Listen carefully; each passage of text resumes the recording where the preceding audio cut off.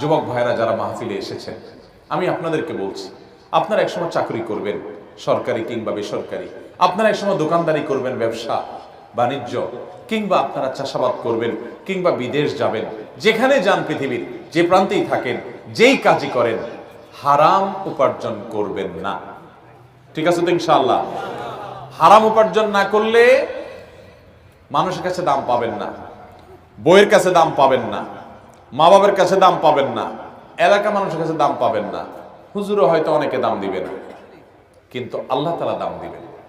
আগে ভাগে যে মেয়েটাকে বিয়ে করবেন বলে দিবেন যে আমি কিন্তু তেড়া যুবক, আমি কিন্তু ওই মাহফিলে ওয়াদা করে আসছি, আমি 2 নম্বর কামাই করব না। ডাল ভাত খেয়ে থাকা লাগতে পারে, অনেক সময় ডালও থাকবে না, এমনও হতে পারে লবণ ভাত খেয়ে থাকা লাগতে পারে, মরিচ ভাত খেয়ে থাকা লাগতে পারে। রাজি থাকলে আসো, এগুলা কোনো মুখরোচক গল্প শোনাচ্ছি না তোমাকে।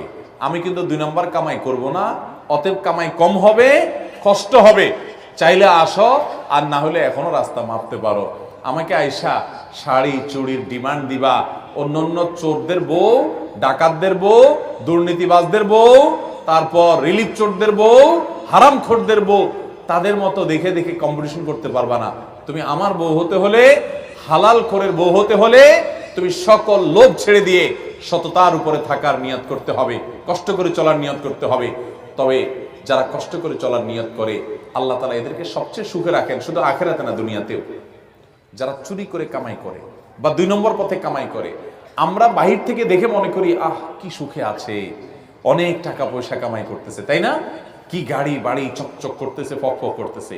ভাইরা, আপনারা অনেকে হয়তো এটা অনুভব করেন না যে ওই হারামখোর কিন্তু সবচেয়ে মনের কষ্টে আছে, কারণ সে জানে যে আমার দান পাইয়া হুজুর দোয়া করে দিচ্ছে, আল্লাহ হাজী সাহেবকে মাফ করে দেন।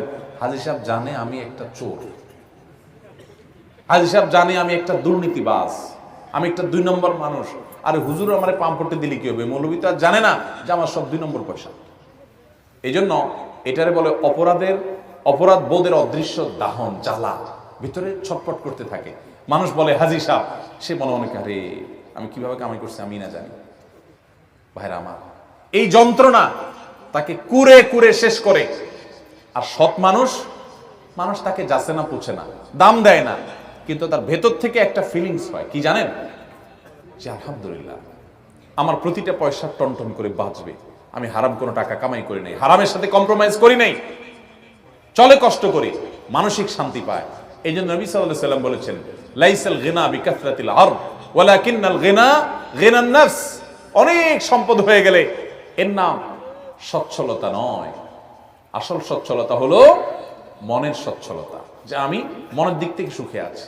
আল্লাহর অনেক বান্দা আছে, আমি তাদেরকে দেখার সুযোগ হয়েছে, ভালো মানুষ, তাদের তেমন কিছু নাই, কিন্তু তারা খুব হ্যাপি, খুব সুখী, তাদের কোনো আফসোস আক্ষেপ নাই। ওই বড় লোকের পয়সা দেখে তাদের ওই অসুস্থ প্রতিযোগিতায় লিপ্ত হতে মনে চায় না।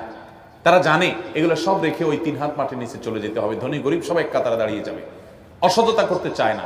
আল্লাহ আমাদের সবাইকে সেরকম সাহসী সৎ মানুষ হওয়ার তৌফিক দান করুন।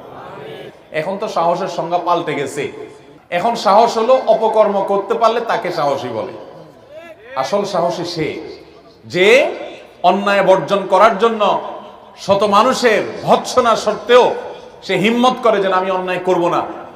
টাকা পয়সা হলে সবাই আমাকে পুষবে, কদর করবে, দরকার নেই, আমার অল্প টাকা, আমি গরিব থাকবো, কিন্তু আমার ভেতর বলবে আমি সৎ। আমার মধ্যে এক ধরনের সাহস কাজ করবে, এক ধরনের বীরত্ব আমি অনুভব করব যে আমি হারামে যাই নাই, চেষ্টা করবো না ইনশাআল্লাহ। আর যারা ছোট লোক, মানুষ দেখে তাদেরকে বাহবা দেয়, টাকা পয়সা গাড়ি বাড়ি, শয়তান ফুসলায় যে আরে একটু কামায় নে, এই মৌলবীর কথা শুনে যদি তুই ভালো হয়ে যাস তাহলে বড়লোক হবি কেমনে?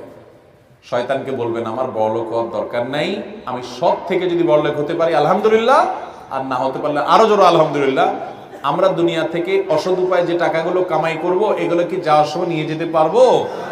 কাফনের কাপড়ের কোনো পকেট আছে? নিয়ে যেতে পারবেন? তাহলে 2 নম্বর কামাই করব। কার জন্য কামাই করবেন? কার জন্য হারাম কামাই করবেন? ছেলে মেয়ের জন্যই তো। মানুষ নিজের জন্য কামাই করে না। যত ঘুষখোর, যত সুদখোর, যত টিন চোর, যত গম চোর, যত রিলিফ চোর, যত হারামখোর আছে, এদের সবাইকে জিজ্ঞাসা করেন কার জন্য এত কষ্ট করেন? তারা কেউ কিন্তু নিজের এক পেটের জন্য এত কষ্ট করে না। কার জন্য করে জানেন? ছেলে মেয়ের জন্য, পরিবারের জন্য। মরার পরে যখন আযাব হবে, মানুষের সম্পদ আত্মসাৎ করেছেন, অন্যায়ভাবে হারাম উপার্জন করেছেন, তখন এই পরিবারের লোকেরা বলবে আল্লাহকে, আল্লাহ ওনাকে শাস্তি দিয়েন না, কারণ আমাদের জন্যই তো করছে। বলবে ইয়াউমা ইয়াফিরুল মারউ মিন আখিহি ওয়া উম্মিহি ওয়া আবিহি ওয়া সাহিবাতিহি ওয়া বানিহি। সেদিন মানুষ মানুষকে দেখে পালাবে, বাবাকে দেখে সন্তান পালাবে, মা সন্তান থেকে পালাবে, মা থেকে সন্তান পালাবে, যে না জানি আজকে দেখা হলে কোনো সব চেয়ে বসে, কিয়ামতের ময়দানে বিপদে পড়েছে। কেউ কারোর হবে না। লিকুল্লি ইমরিইন মিনহুম ইয়াওমাইদিন শাআনুন ইউগনি, সবাই ইয়া নাফসি ইয়া নাফসি করবে। অতএব আমি হারাম যাদের জন্য কামাই করব, তারাও কিন্তু এর দায়ভার বহন করবে না। তার চাইতে বড় নির্বোধ কে আছে যে যাদের জন্য চুরি করে ওরাও তার দায় নেয় না? এর চেয়ে বড় বোকার কেউ আছে? তাহলে আসুন আমরা আজকের মাহফিলে শপথ করি, আমরা দুর্নীতি মুক্ত বাংলাদেশ গড়ব ইনশাআল্লাহ। আমরা নিজেরা দুর্নীতি করব না, দুর্নীতি সইব না, দুর্নীতিকে প্রশ্রয় দিব না। একটা কাজ আদায় করতে গিয়ে কষ্ট করা লাগে, কষ্ট করব, তারপরেও ঘুষ দেব না। ঠিক আছে না ইনশাআল্লাহ? আল্লাহ আমাদের সবাইকে সেরকম সাহসী সৎ মানুষ হওয়ার তৌফিক দান করুন।